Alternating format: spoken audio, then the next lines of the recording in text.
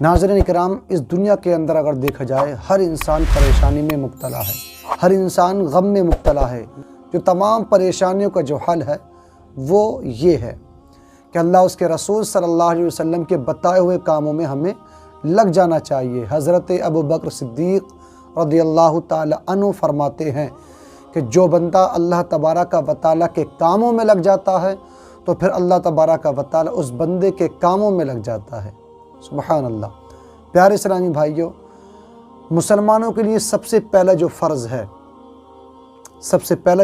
وہ نماز ہے، مگر آج افسوس ہماری مسجدیں ویران ہیں۔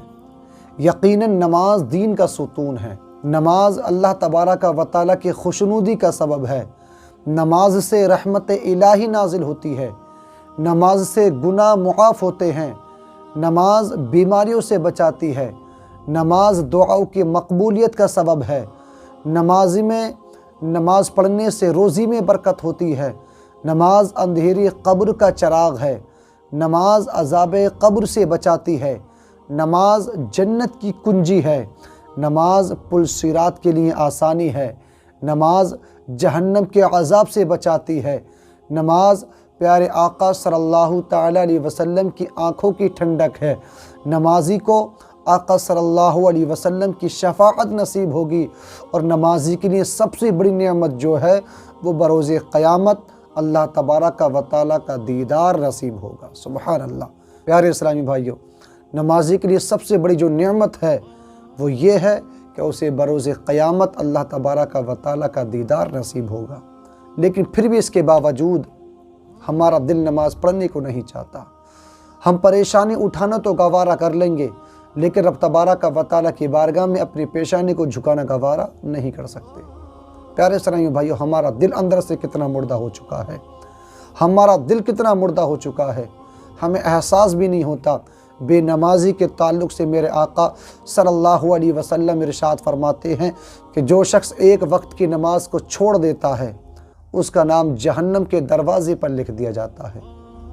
پیارے اسلامی بھائیو، اب ذرا غور کریں، معراج کی رات میرے مصطفیٰ صلی اللہ علیہ وسلم نے بہت سارے مناظر دیکھے، ان مناظروں میں سے ایک یہ بھی مناظر میرے مصطفیٰ صلی اللہ علیہ وسلم نے دیکھا کہ کچھ مردوں اور عورتوں کے سروں پر فرشتے ضربے لگاتے تھے، اور چوٹ سے ان کے دماغ اس طرح بہتے تھے جس طرح بڑی نہریں بہتی ہیں، اور وہ درد سے چیختے ہوئے کہتے تھے، ہائے افسوس، ہائے ہلاکت۔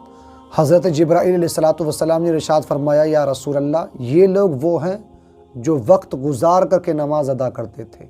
اللہ اکبر۔ اگر ہمارے سر میں معمولی سی چوٹ لگ جائے تو تڑپ اٹھتے ہیں، تو اگر نماز قضا کرنے کی صورت میں ہمارے نازک سروں پر فرشتوں نے اگر ہتھوڑے برسانے شروع کر دیے تو پھر ہمارا کیا حال ہوگا؟ پھر ہم یہی تمنا کرتے، کاش کوئی ہماری نماز قضا نہ ہوئی ہوتی۔ اب پیارے اسلامی بھائیوں، ہم فجر کی اذان ہوتی ہے، مسجد کا مؤذن پکارتا رہتا ہے، الصلاۃ خیر من النوم، اے لوگو نماز سونے سے بہتر ہے، لیکن پھر بھی ہم ایک کان سے سنتے ہیں، دوسرے کان سے نکال دیتے ہیں۔ پیارے اسلامی بھائیوں، لہٰذا پیارے اسلامی بھائیوں، نماز کی آپ پابندی کریں، نماز کو اس کے وقتوں پر ادا کریں۔ جو شخص نماز قضا کر کے پڑھتے ہیں، میرے پیارے اسلامی بھائیوں، اللہ تبارک و تعالیٰ ارشاد فرماتا ہے قرآن مقدس کے اندر، فویل للمصلین الذین هم عن صلاتهم ساہون، بس ہلاکت ہو نمازیوں کے لیے جو اپنی نمازوں کو بھولے بیٹھے ہیں۔ میرے پیارے اسلامی بھائیوں، جہنم میں ایک وادی ہے جس کا نام ہے ویل، جس کی سختی سے خود جہنم بھی پناہ مانگتا ہے۔ اور یہ وادی کس کے لیے ہے؟ یہ خوفناک وادی کس کے لیے ہے؟